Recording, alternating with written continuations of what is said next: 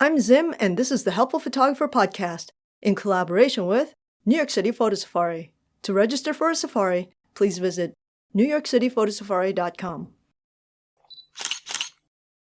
Last week, I talked about the 9,999 digit problem. It dawned on me that I needed to address the numbering problem too. We all know that cameras will number our images sequentially. However, most cameras will give different options on how this happens. For instance, you can choose to have your camera just count from 1 to 9,999, which is the usual upper limit, and then start over when it hits that limit. However, you can also set your camera to start over every time you put a new memory card in your camera. And by new, I don't mean new out of the package. I mean simply just a different card.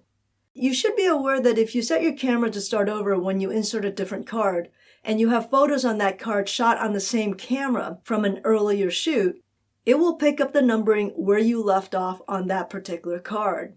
In other words, if your last frame on your card was number 15 when you removed it from the camera, it will go to 16 when you return it to the camera. If then you remove that card and put in a different card where you left off at 102, it would pick up at 103 when you return that card to the camera.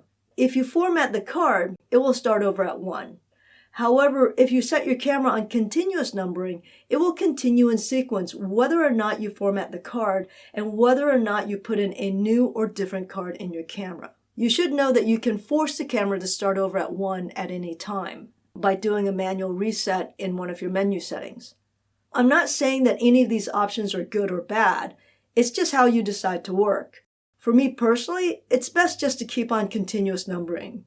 I also make sure that the time and date on the camera is set to the local time zone. The combination of these two things helps me to keep everything in order. And that's it.